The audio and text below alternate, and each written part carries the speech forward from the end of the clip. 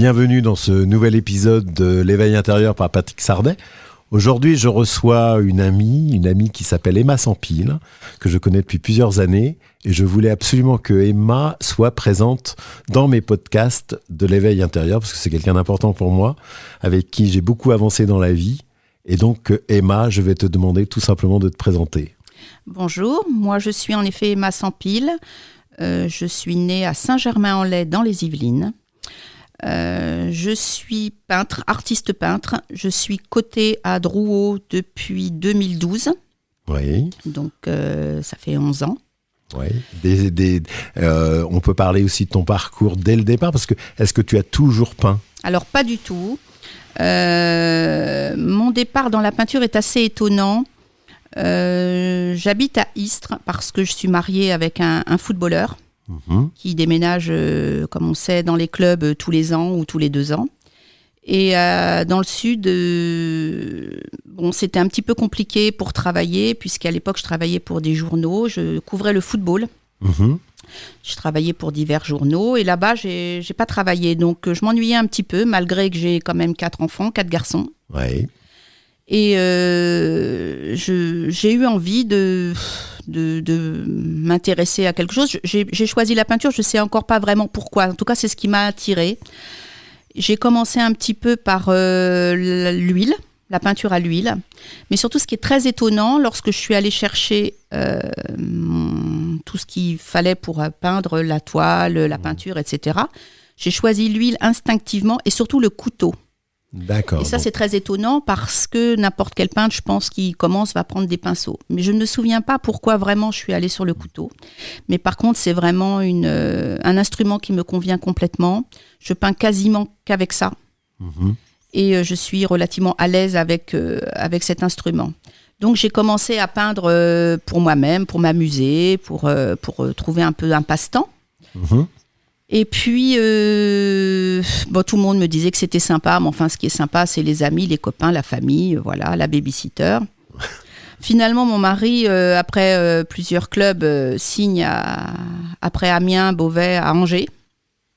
Et à Angers, il y a une maman qui m'appelle de la classe où mon fils est dans la classe du sien.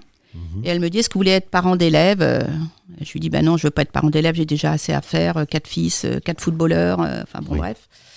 Et là, elle me dit, mais quand même, elle insiste, j'habite à côté de chez vous, est-ce que je peux venir quand même ? Donc, elle vient parce que je suis quand même, je vais être un peu influençable. Et puis, elle arrive chez moi et elle voit un tableau au-dessus du canapé. Elle me dit, mais qui est-ce qui peint ça ? C'est incroyable. C'est moi. Et mais je ne vous connais pas. Non, il n'y a aucune raison que vous me connaissiez parce que je peins que pour moi. Et en fait, elle est agent artistique. D'accord, donc... La rencontre incroyable. Et là, la synchronicité. Complètement folle. Et elle me dit, mais là, il faut absolument exposer. Non, moi, je n'ai pas du tout envie d'exposer parce que d'abord, je ne me sens pas du tout légitime, en fait, de vendre un tableau. Ce n'était pas le but. Et puis surtout, c'est difficile de présenter son travail alors qu'on n'a aucune légitimité. Je n'ai jamais pris un cours, en fait. Et là, elle me dit, si, il y a une exposition à Angers qui est très très bien, dans la rue des Lys, il y a une 50aine de peintres, il y a des professionnels, des amateurs, et surtout, on va vraiment avoir un vrai niveau, vous allez voir. Finalement, je suis pas trop envie. Je me laisse convaincre dans la semaine, et puis là, j'ai le premier prix. Dans cette exposition. Sur l'exposition de peinture, voilà. Et c'était à Angers. C'était arrangé. Donc, en fait, finalement, en 5 ans, j'ai 3 fois le premier prix. De là, des galeries s'intéressent à moi, des gens aussi qui veulent me solliciter. Et puis, cette personne souhaite devenir mon agent. Et ok, elle met un peu en place. Moi, j'ai aucune notion de savoir à qui je m'adresse, comment on vend une peinture, combien on la vend. Et surtout à qui s'adresser, en fait, parce que c'est très compliqué. Et finalement, elle organise une première exposition et sur les 2 jours, je vends 17 toiles. Donc exceptionnel, donc cette synchronicité, cette rencontre. Oui, elle me dit, j'ai jamais vu ça. Bon, c'est des petites toiles, attention, c'était pas très cher. C'était des toiles vraiment qui valaient pas beaucoup d'argent, mais en tous les cas, c'était assez étonnant. Et comme je dis toujours, personne va vous donner 300 € pour vous faire plaisir. forcément de l'argent. Voilà, bon après ça s'est mal passé entre nous parce que voilà, bon elle n'a pas été à la hauteur de mes attentes. En tous les cas, moi je travaille beaucoup dans la complicité, ça s'est pas fait. Et puis du coup j'ai continué toute seule et puis au fur et à mesure j'ai continué à vendre et à avoir beaucoup de propositions. Et puis tu as continué sur cette inspiration. Alors les premières inspirations, elles te sont venues comment ? Est-ce que tu peux expliquer, tu avais déjà des ressentis par rapport, parce que là tu peins, il y a quand même des ressentis, il y a quand même des choses, on va y venir tout à l'heure. Il y a un oracle qui a été créé, il y a plein de choses qui ont été faites depuis et beaucoup de prix. Mais je voudrais savoir comment cette inspiration, est-ce qu'il y a par rapport à l'enfance, est-ce que toi tu ressens des choses par rapport à cette synchronicité ? Parce qu'il y a quand même, le hasard n'est pas hasard, il y a une coïncidence de rencontrer cette personne, il y a une coïncidence pour se mettre à peindre tout d'un coup, pour peindre au couteau. Donc tout ça, ça a une raison d'être. Est-ce que cette raison d'être, elle est dans l'enfance, d'après toi ? Est-ce que tu ressens déjà des choses plus jeunes ? Alors moi, je crois beaucoup au destin. D'ailleurs, ce qui est très étonnant, c'est qu'à l'âge de 6 ans, ma mère, elle est convoquée à l'école parce que je ne dessine pas. Et un enfant qui dessine pas, c'est pas normal. Et donc on va sûrement voir le psy, enfin bon, oui. C'est ce qui est, voilà. Finalement, je sais pas, je devais me réserver pour plus tard, sûrement ça devait pas être assez intéressant pour moi, je sais pas. Tu peux pas l'expliquer ça. Non, je peux pas l'expliquer. Par contre, c'est vrai que moi je suis très très intuitive. Et j'appelle d'ailleurs toutes mes peintures sur les expositions, j'appelle ça mon voyage extraordinaire, mon voyage imaginaire, parce que moi je ne voyage pas.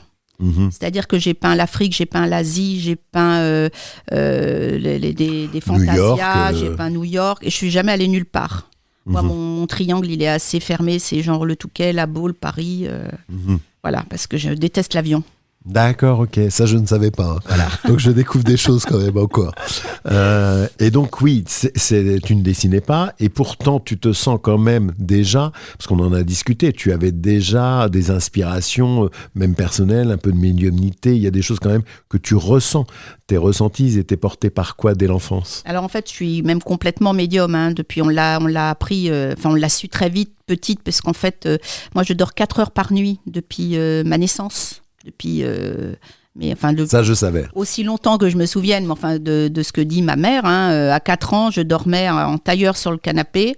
Elle m'a dit, j'ai passé toutes mes nuits debout. Je dormais comme un Bouddha en fait, et je mettais une couverture sur la tête. Je sais pas, hein, c'est spécial un peu. Donc pareil, j'ai dû aller voir le psy aussi. Ah oui, probablement. Ils t'ont emmené chez le psy. Hein.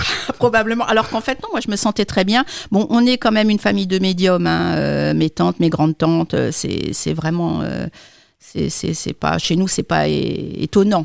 Mais par contre, moi, oui, je perçois plein de choses. En fait, j'ai l'impression de me déplacer en fait dans mes tableaux. Quand je peins, je suis dedans.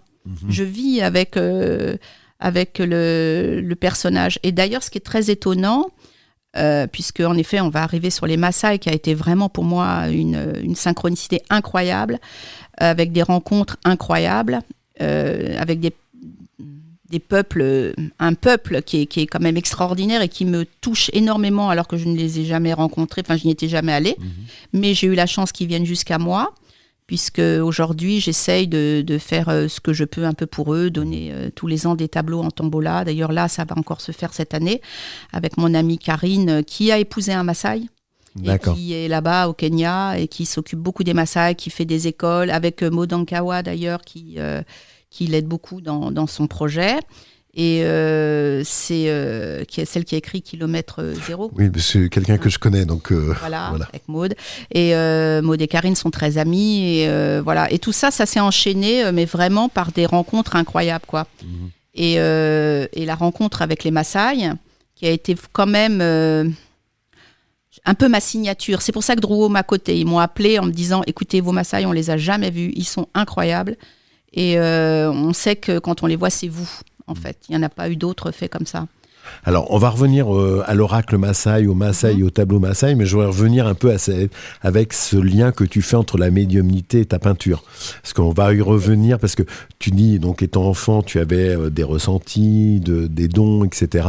Et donc, ça t'amène quand même, à l'âge d'une trentaine d'années, je suppose, à créer en peinture à ce moment-là. Donc, il y a le déclic qui se fait. Est-ce qu'entre-temps, il y a des événements, des choses qui te font déjà penser que tu te sens inspiré, tu as des choses comme ça ? pas? En fait, dans la peinture, non, ça m'est vraiment venu du jour au lendemain, franchement. Et avant, sur d'autres supports? Alors avant, évidemment, dans ma vie, j'ai tellement eu de synchronicité, tellement eu de rencontres incroyables. Moi, je dis toujours, je cherche pas, en fait, ça vient toujours à moi. Je suis pas quelqu'un qui veut absolument aller vers les choses ou savoir. Enfin, je pense que comme je suis née comme ça, pour moi, c'est naturel. Même quand j'ai des visions, puisque moi j'ai beaucoup de visions en fait, mais ça me vient comme ça en fait, c'est pas du tout recherché. Donc la peinture ça a été pareil. Et à un moment donné, lorsque j'ai exposé à Angers justement, puisque comme j'ai eu le prix, on m'a donné, la ville m'a offert la Tour Saint-Aubin, qui est un endroit d'exposition où on récompensait le peintre en fait pendant 10 jours. Et là, j'ai une dame qui est venue et elle est venue 2-3 fois. Et la 3e fois, elle m'a dit, écoutez, il faut vraiment que je vous dise, parce que en fait, j'ai été directrice d'un musée à Paris pendant 40 ans. Votre œuvre, je ne l'ai jamais vue. Et votre trait, je ne le connais pas, ce qui est exceptionnel pour un peintre, parce que c'est ce qu'on recherche. Et je lui ai dit, mais j'ai jamais pris de cours. Et elle m'a dit, c'est fou parce que toutes vos proportions sont parfaites. Mais ça, moi, je ne sais pas, en fait. Moi, je ne me dis pas quand je peins un tableau. D'ailleurs, des fois, j'ai la toile blanche et je peins, je ne sais même pas ce que je vais peindre. Ou même, des fois, je pars sur une idée et finalement, je me dis, ah bah tiens, je ne suis pas du tout arrivée là. Je laisse vraiment aller mon intuition sur la toile. Et tu peux penser que c'est la peinture qui t'a permis d'avancer dans cette intuition, dans cette médiumnité ou pas? Moi, je suis complètement guidée, je pense, évidemment. Puis je le ressens de toute manière. Je pense je suis complètement guidée. C'est très étonnant. Je comprends que pour la plus grande partie des gens, c'est un petit peu compliqué à entendre, mais le résultat, il est là. En tout cas, il est concret. Là, c'est pas une prévision qu'on va vous dire ou voilà. Là, c'est clair et net. Les tableaux, ils sont là. Je crois que c'est assez probant. C'est clair et net. Alors, avant les Maasai, tu as vécu de la peinture au fur et à mesure. Tu as commencé à développer les galeries. Les Maasai, ils sont arrivés en quelle année? Les Maasai, ils sont arrivés assez vite. C'est une de mes cousines, Lynn, qui était partie là-bas, elle est rentrée, j'ai vu ses photos, j'ai trouvé ça incroyable et j'ai vraiment ressenti cette connexion comme si je les connaissais en fait, comme si ça m'appelait, comme si vraiment il y avait quelque chose où il fallait qu'on ait cette rencontre, sauf que moi je voyage pas. Alors donc je me suis dit je vais les imaginer et en fait quand je les ai peints, on m'a dit ah oui mais là ils sont mais alors leurs couleurs elles sont pas comme ça, elles sont pas oui mais moi je les vois comme ça donc je les fais comme ça alors qu'en fin de compte si finalement ils étaient comme ça en fin de compte. Et ce qui est très étonnant, j'ai rencontré à un moment donné Kenny Matampash qui est le porte-parole des Maasai et qui était venu en France pour la COP 21 que j'ai eu la chance de rencontrer, qui voulait me rencontrer en fait parce qu'il était étonné de voir mes peintures. Et j'avais prévu de lui offrir un tableau pour le remercier de venir me rencontrer. Et quand je lui ai offert le tableau, il était complètement représenté dessus alors que je ne l'avais pas vu et même habillé exactement comme je l'avais peint. Ce qui est encore une synchronicité supplémentaire. Il n'en revenait pas, il disait « Oh, it's me !» Oui. Comme quoi, c'est fou. Il était très très étonné et on sent bien qu'on n'a vraiment presque pas besoin de se parler, il y a vraiment quelque chose de très très fort avec ce peuple. Oui. Alors, vous en avez créé un oracle avec Xavier Perron, qui est ici, sous nos yeux pour ceux qui ont... alors c'est pour ceux qui ont YouTube et ceux qui ne sont pas en podcast, mais vous irez voir sur YouTube le coffret de l'oracle Maasai par Xavier Perron et Emma Sampil. Donc cette rencontre avec Xavier Perron, elle a été provoquée. Comment ça s'est passé? Alors cette rencontre, elle est d'autant plus incroyable. J'ai une amie, Sophie, qui m'offre le livre de Xavier Perron qui s'appelle « Les 9 leçons du guerrier Maasai ». D'accord. Et elle me dit, écoute, j'ai acheté le livre, je l'ai lu, donc je t'en ai racheté un parce que c'est incroyable, il faut que tu lis. Parce que moi, en plus, je connais rien des Maasai. Juste, je sais qu'on a quelque chose, mais je connais rien de leur vie, de leurs rites, de leurs rituels, etc. Et je lis le livre et je le trouve passionnant. Et je ferme le livre et là, je vois Xavier Perron, anthropologue, vit actuellement à Angers. Là, je me suis dit, c'est pas possible. Il est bien trop près de moi pour que... Tu le rencontres pas. Pour que je le rencontre pas. Donc, je lui envoie un message en lui mettant « Bonjour monsieur, je suis Emma Sampil, je peins les Maasai et j'aimerais tellement, je serais très honorée que vous veniez... » Moi, c'était pas pour lui vendre, c'est pour qu'il vienne me dire, lui, sa sensation, ce qu'il ressentait. Et là, il me répond pas. Bon, je me dis bon. Alors, je l'invite quand même à une expo qui se faisait à Angers au mois de décembre en lui disant, voilà, j'aimerais là. Et alors, mais vraiment, il pourrait vous le dire, le jour de l'expo, donc 2 mois après que je lui ai envoyé le message, où je n'ai pas de réponse. Bon, bah moi, j'en fais pas cas, hein, je me rappelle même plus que j'ai envoyé le message. Son épouse ouvre l'ordinateur et mon mail tombe sur l'ordinateur, la première page. Et là, elle lui dit, c'est quoi ce mail ? Ah bah oui, c'est une artiste, Emma Sampil, elle peint des Maasai. Elle lui dit, mais attends, t'as été voir ce qu'elle fait ? T'as même pas répondu ? Il lui dit, bah non, je suis désolée, je suis en plein travail, j'ai pas repensé. Elle dit, bah attends, faut regarder. Ils vont sur mon site, elle a dit, habille-toi, c'est aujourd'hui, on y va, le jour même. Alors si ça s'appelle pas ça une synchronicité, je sais pas comment ça s'appelle.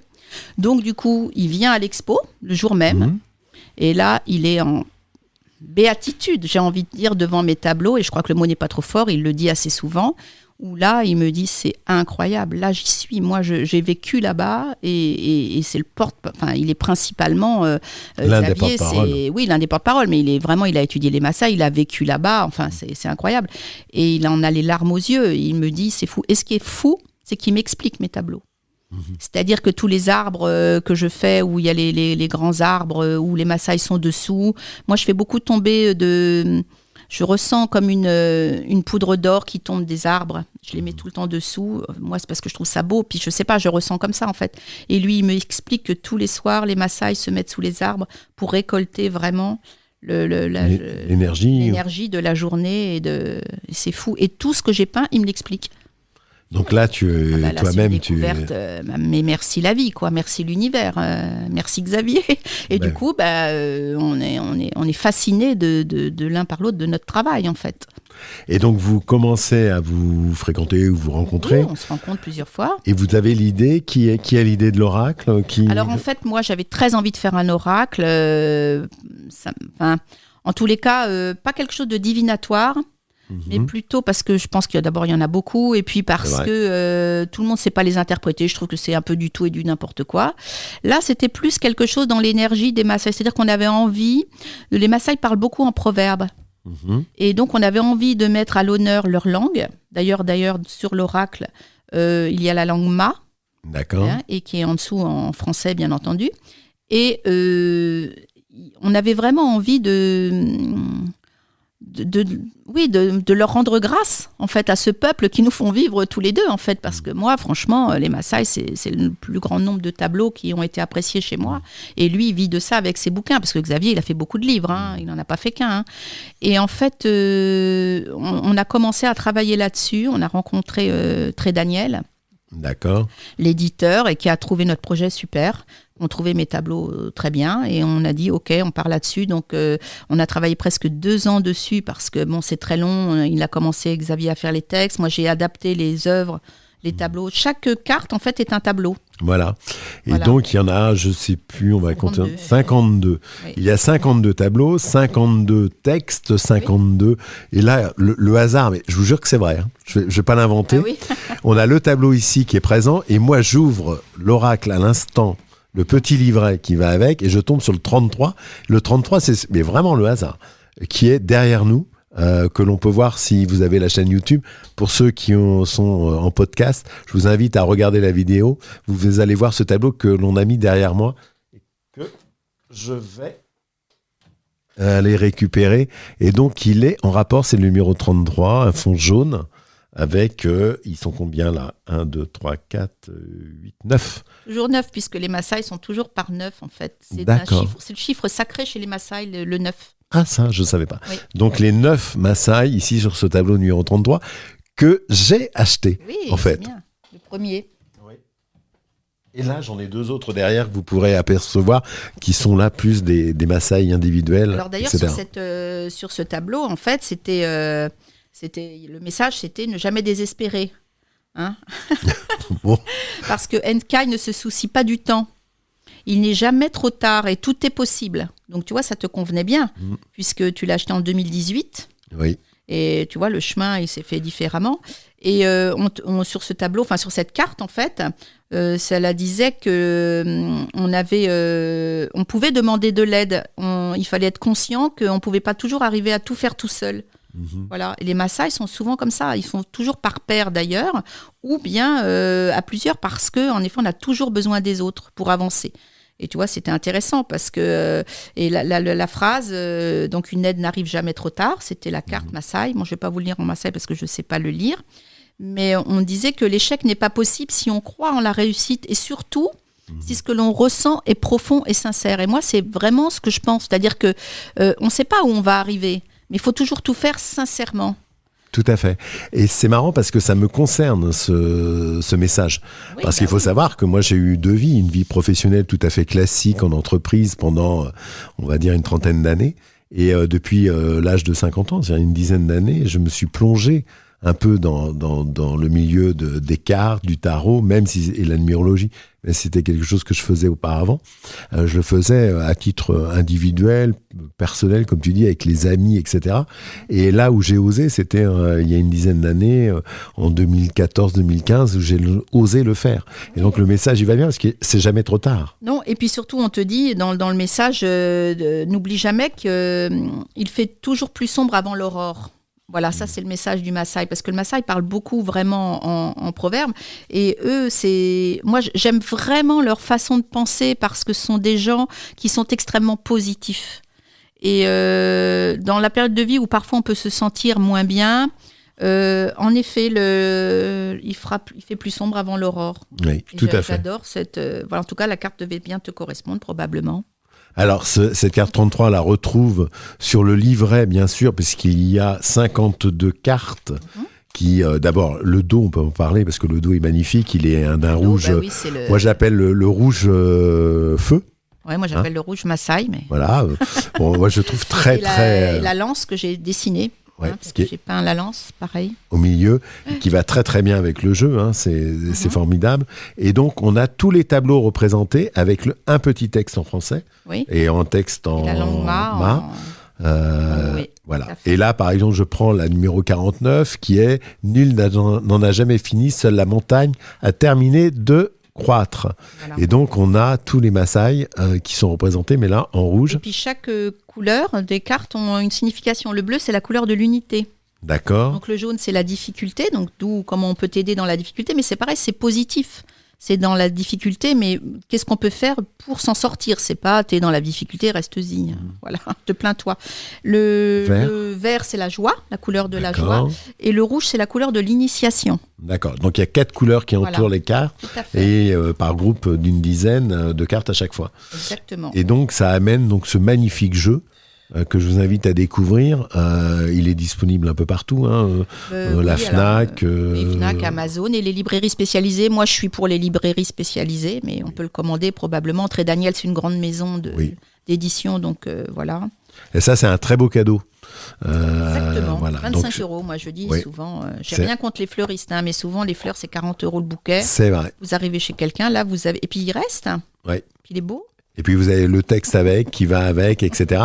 C'est un magnifique jeu. Et il est surtout bien fermé, parce que j'ai insisté, parce que tous les jeux des oracles, à chaque fois les boîtes, c'est infernal, alors que là, il est aimanté. Oui, c'est vrai, tout y est. Donc, voilà. Il est super sympa. Et donc, pour revenir un petit peu à tout ce travail qui a été fait, qui a duré à peu près 2 ans, si je comprends bien. Oui, vous vous êtes mis d'accord sur... Toi, tu as créé les tableaux après les textes. Comment ça s'est passé ? En fait, Xavier a fait les textes. Et après, j'ai adapté les œuvres par rapport au texte. C'est pour ça que parfois, je les ai refaits, parce que ça ne me parlait pas par rapport à ce qu'il avait écrit. Puis lui, il a aussi réécrit un moment, parce qu'on a trouvé que... Nous, on voulait vraiment avoir une idée de positivité. C'est-à-dire que c'est assez plombé comme ça partout, tout le temps. Et on avait envie que quand on tire une carte, ce soit pour un message positif. Après, il y a toujours du positif à prendre, même quand il y a du négatif. Donc là, c'était vraiment l'idée. Et d'ailleurs, c'est l'idée aussi des Maasai. Et les Maasai, tu les as... Donc depuis, le jeu s'est développé, vous en avez vendu, etc. Toi, tu as continué d'autres séries de tableaux, parce que tu ne fais pas que des tableaux sur le Maasai, hein, tu fais des tableaux sur... Je voyage. Tu voyages. Dans ma tête. New York, dernièrement... New York, le Japon, j'ai fait le Mont Fuji dernièrement. Le féminin aussi, beaucoup de ces derniers temps. En ce moment, je fais pas mal les femmes. Alors là, j'ai été sollicitée parce que cette année, ça va être beaucoup l'année de l'Inde. En France, puisqu'on a reçu Monsieur Macron a reçu le président de l'Inde, et puis voilà, donc il va y avoir beaucoup de choses sur l'Inde cette année en France, et j'ai été sollicitée parce que je fais beaucoup d'indiennes aussi, et donc je vais avoir plusieurs expos un peu partout en France sur l'Inde. Donc les femmes, je suis très axée sur les femmes indiennes. Tu as gagné des prix, dont un prix important dernièrement. Alors oui, j'ai gagné plusieurs prix en effet. J'ai été récompensée au Japon, j'ai été récompensée à New York, j'ai été récompensée au Luxembourg. J'ai eu un prix à Paris il y a 2 ans à la Bastille pour les Maasai aussi. C'est souvent les Maasai quand même qui me sont récompensés. Qui c'est vraiment dans ton inspiration personnelle. Ouais, c'est souvent ça quand même. Et les gens, en fait, c'est vrai que c'est vraiment ma signature. Alors, comment on retrouve, comment on te trouve ? Est-ce que tu es sur Facebook, sur les réseaux ? Comment on peut te contacter si on a envie de te voir en expo ? J'ai un compte Instagram, j'ai un compte Facebook. Le compte Facebook, en fait, j'ai une page Emma Sampil, artiste peintre, qui fonctionne assez bien parce que c'est assez facile pour moi de poster les tableaux, donc je poste au fur et à mesure. Donc ça, je suis pas mal suivie. Et puis, j'ai mon atelier qui est à La Baule, où les gens viennent. Maintenant, il est un petit peu connu. Les gens m'appellent. Et si je suis disponible, je les reçois avec plaisir. On fait un café. Je les mets à l'aise parce que le tableau, c'est un coup de cœur. On ne vient pas pour acheter un tableau. On vient pour faire une rencontre avec un tableau. Oui. Et parfois, la rencontre, elle n'est pas là. Moi, ça me vexe pas. J'accepte aussi très bien la critique. On peut très bien ne pas aimer. Je prends toujours comme référence la peinture flamande. La peinture flamande, c'est exceptionnel, c'est magnifique, c'est d'une beauté incroyable. Mais moi, j'ai pas du tout envie d'avoir ça chez moi, par exemple. Ça me parle pas, même si c'est incroyablement beau. C'est surtout très très bien fait. C'est très très bien fait, c'est sombre. Et puis moi, j'aime pas trop les portraits en plus. Donc bon, voilà. Mais par contre, oui, moi j'aime la couleur, j'aime tout ce qui est enlevé, tout ce qui est jeté, tout ce qui est. Moi, je reprends rarement un tableau, même s'il a des défauts. En fait, j'aime ce qui est spontané. Et en fait, l'art, c'est quoi ? C'est quelque chose, justement, qui doit sortir du cœur. Et je dis toujours, en fait, le tableau, il va de cœur à cœur. Il va aller de mon cœur à moi, de mon esprit, de ce que j'ai ressenti à ce moment-là, à quelqu'un à qui ça va toucher. Et parfois, ça touche pas. Et puis, parfois, on ne trouve pas. Et moi, ça ne me dérange pas, en fait. J'aime bien même la rencontre avec les gens. J'ai fait des rencontres incroyables dans l'art. Et parfois, des fois, il y a des gens qui n'ont pas non plus le budget. Alors moi, je commence vraiment avec des tout petits prix. Les plus petits tableaux, ils sont à 150 €. Donc, je ne dis pas que c'est rien, mais comme je dis, personne n'a envie de te donner 150 € pour rien. Exactement. Voilà. Mais... bon, il faut à un moment donné se dire ah bah oui, voilà, ça c'est pour moi. Et moi j'ai envie de ça. Au début, quand je commençais à peindre, d'ailleurs la première expo où je vends toutes les toiles, je me disais mais j'avais pas envie qu'ils les emmènent. C'est mon bébé quoi. Et surtout j'avais cette impression de me dire, je sentais bien cette connexion un peu divine. Et je me disais, mais si ça se trouve, ça va s'arrêter. Je ne savais pas si ça allait continuer. Et je me disais, en fait, je me dépouille de choses. Donc, je n'avais pas trop envie que ça parte. Et puis, finalement, ça fait 11 ans. Donc, puis, je me suis franchement améliorée parce qu'au fur et à mesure, il y a l'inspiration, mais il y a le travail. Il y a les matières. Je me suis renseignée quand même un peu. J'ai travaillé, j'ai essayé. Je travaille beaucoup l'or, la feuille d'or, j'adore. Et c'est vrai que je l'ai travaillé, ça, des heures. Moi, là, je suis debout depuis 5 heures du matin. Moi, bon, alors, c'est vrai que j'ai cette chance que je dors toujours très, très peu. Mais voilà, je peins à partir... Avant, je peignais beaucoup la nuit, mais comme j'ai vieilli, maintenant, je peins très tôt le matin, parce que la nuit, je vois moins bien. Okay. Donc, je me lève très, très tôt et je peins à 5 heures, voilà. Et est-ce que tu partages cette peinture avec d'autres pour créer ? Est-ce que tu fais des ateliers de création moi, je propose... moi, j'ai du mal, en fait, à donner un cours, puisque moi, je n'ai pas la base, en fait, techniquement parlant, artistiquement parlant, en technique, académiquement, j'ai envie de dire. Pour moi, l'intérêt des ateliers que je propose qu'une fois par mois parce que j'ai beaucoup de choses à faire à côté. J'ai aussi une vie, mais par contre, l'intérêt, c'est de venir essayer déjà le couteau parce que les gens ne vont pas acheter une toile, de la peinture, ils ne savent même pas quoi prendre. Voilà. Alors que moi, je propose, en fait, par petits groupes de 4, une après-midi à l'atelier, où je mets tout à disposition, la blouse, la peinture, le couteau et la toile, et où on s'exerce en fait à ressortir ce qu'il y a de nos tripes en fait et de notre cœur, et c'est surprenant. Les gens, alors souvent, en plus, le couteau, c'est très sensuel sur la toile. C'est vraiment, ça glisse, c'est très beau, c'est le mélange des couleurs et on peut se surprendre soi-même. Mais l'intérêt, c'est de lâcher prise. Donc c'est vraiment, alors je vais vous dire, c'est vraiment pas pour l'argent parce que je prends 60 euros. Je sais parce que j'ai participé à quelques ateliers. L'après-midi, c'est plus avec le coût de ce que ça. Oui. Mais on fait un petit goûter, on fait un thé, on peint, on passe un bon moment. C'est très sympa. Hein. Et voilà, donc ça, j'invite les gens, si ça les intéresse, à me contacter parce que, bon, enfin après, c'est vrai qu'il y a un peu de liste d'attente. Mais... Oui. Alors, sur les ateliers ou l'atelier de la Baule, moi, j'invite aussi les gens à prendre contact avec toi parce que visiter l'atelier, c'est un grand moment. Ouais, c'est chouette. C'est un moment très agréable. On y découvre des toiles, différentes toiles qui sont, puis pas toujours dans les domaines qu'on attend. Les couleurs, il y a beaucoup de couleurs. Oui. C'est un bon moment. Généralement, on est très bien reçus. On prend un café ou un thé.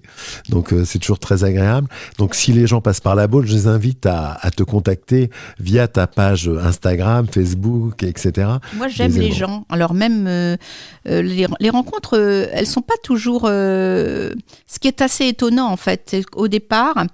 même quelqu'un qui n'est pas forcément très intéressé par la peinture, même les enfants, moi je les invite aussi à venir avec un enfant. Faut pas toujours voir le côté mercantile de l'achat.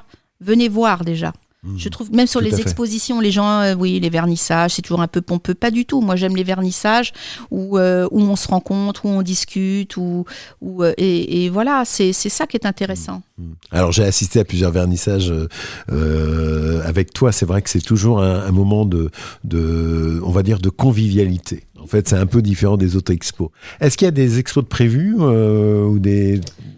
Alors là, je vais terminer mon année là. Hein. Donc le 1er décembre, j'ai mon petit cocktail de Noël qui sera à l'atelier. Mais là, je ne vais pas vous dire qu'il faut tous venir parce que c'est pas très grand. Ça va être un peu difficile. Voilà, c'est un petit peu compliqué. Voilà, je vais à Lausanne mi-novembre. D'accord. Et après, je clôture en décembre. Et puis après, l'année prochaine, il y a beaucoup l'Inde. Donc, ça va être Toulouse. J'ai une exposition à Nice, à Toulouse, à Bordeaux. Et puis, tout ça, ça sera sur tes sites, Oui, ça va être... voilà, là, il y a le Japon. Là, j'envoie une toile au Japon qui s'appelle Le Passage, qui va être en concours. Vous pouvez la voir sur ma page Facebook.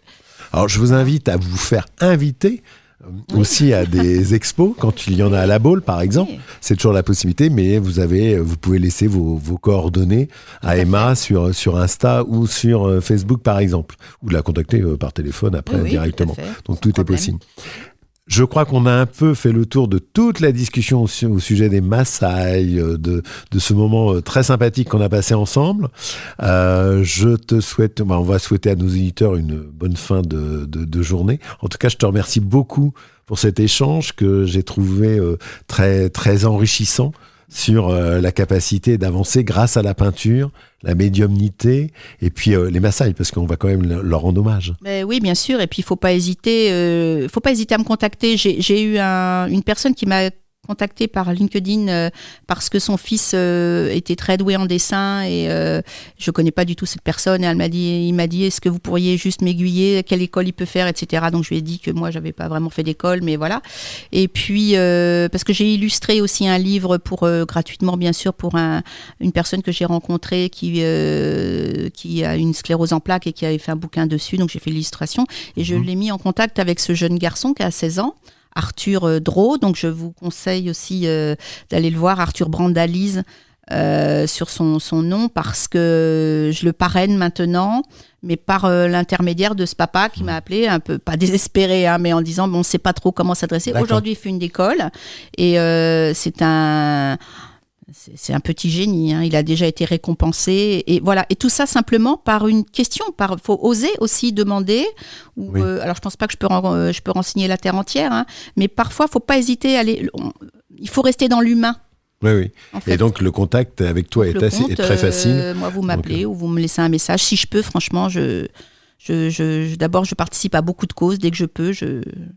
Alors, de toute façon, on réinvitera Emma, bien sûr, dans un prochain podcast. On parlera peut-être plus de médiumnité la prochaine fois.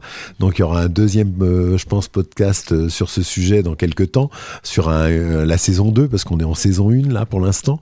Et donc, on aura l'occasion de te revoir pour parler plus médiumnité, sujet qui te tient... de mes petits oracles. Voilà, et qui te tient très à cœur. Merci beaucoup, Emma. Merci, Patrick. Merci beaucoup. À bientôt. À bientôt.